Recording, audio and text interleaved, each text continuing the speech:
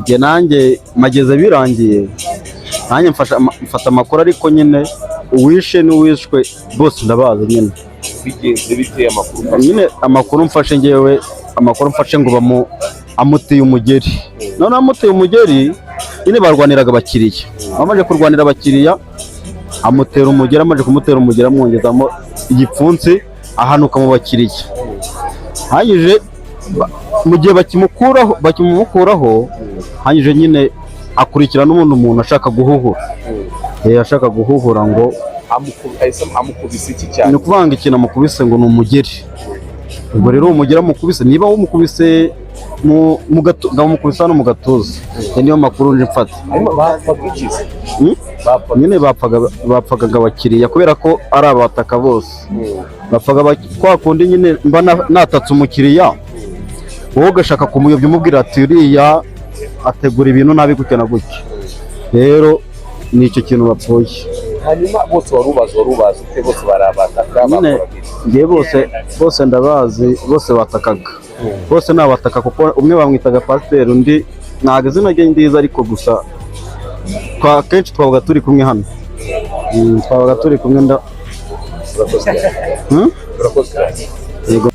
ubu tuvugana ahazwi nko mu Marange hamenyekanye inkuru ibabaje y'umuntu bita bakunze kwita pasiteri umaze kwitaba Imana azize mugenzi we bita Nsengiyumva Fulgence. Bose rero bari abakozi hariya mu Marange ahazwi nko mu Marange i Nyamirambo, mwese mumaze kuhamenyera ahantu abantu benshi bafatira icyo kurya cyangwa se bakaruhukira.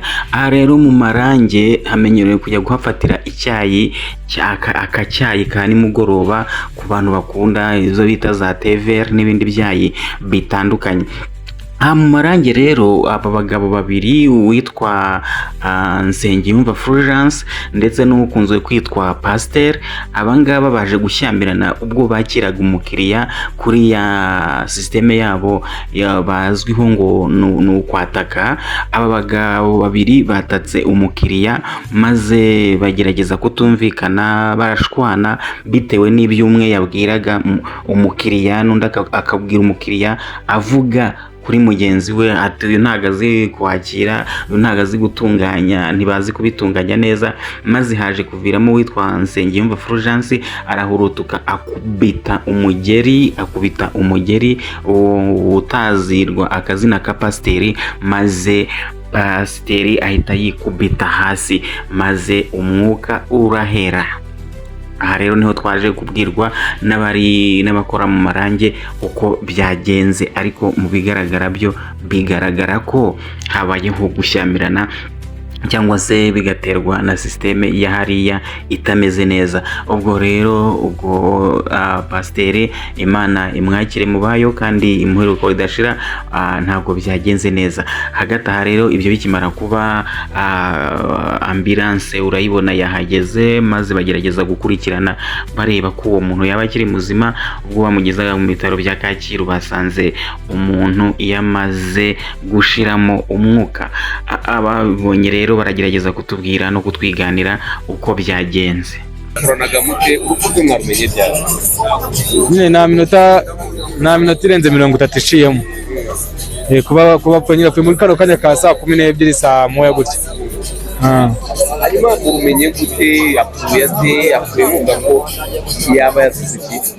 Nyine njyewe nandi kwakira abakiriya ko ukuntu ngiye mbyumvise nyine n'undi museriveri nyine mugenzi wako nyine hanga turi gukora ushaka abakiriya na mugenzi wanjye akaza nawe ashaka abakiriya.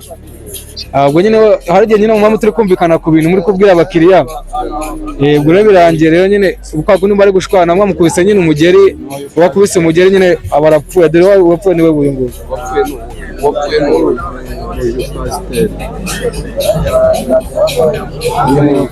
anga nyine niho twara tugikorana nyine agamukubise iki? No nyine ngamukubise umugenya gusa ntabwo nabibonye ngiye, ntabwo nari mari kuko nafite abakandi kwakira. Ariko umugeni ni utumye. Nyine ngamukubise umugera abanza umutwe. Kana kubanza umutwe muri Marange. Nyine biturangiye bitewe na stress n'umuntu aba afite, bitewe n'ibintu wazengurutsemo nyine umuntu afite stress kuko hasi rero byoroshye guhita. yego sangwa ubwo umunyamakuru wa BTN TV kandi mu masaha y'ijoro n'ubundi nawe yarari aha habereye ibi byago, imodoka y'imbangukiragutabara yaje iza gusuzuma ko niba nyakwigendera yamaze gushiramo umwuka, bagiye kureba basanga n'ubundi yapfuye kare. Abaturage bavuga ko uyu mubyeri yamuteye ari wo watumye ngagwa hasi akagwisha igice cy'umutwe bikarangira pasiteri ahise apfa.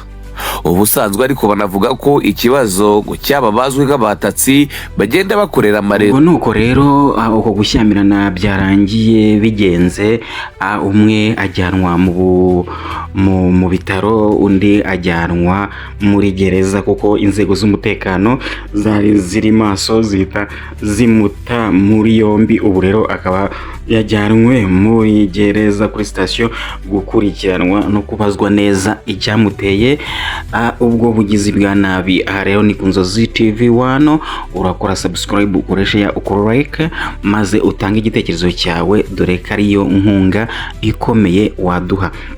Hamwe n'ibyo rero turakomeza kubakurikiranira amakuru akantu ku kandi, tunagira n'inama abakoresha, hariya mu marange ko bagomba kugira kumenya ukwicunga umutekano no guhugura abakozi babo, kandi dusaba n'inzego zibishinzwe nka leta ko yinjira muri iki kibazo ikareba imikorere ya hariya mu marange, kuko abenshi bavuga ko idahwitse kandi itanoze, aho ubona umukiriya yinjira bakaza bamurwanira, bamujagaraza, bamukurura, bigaragara ko iriya nta serivisi inoze irimo.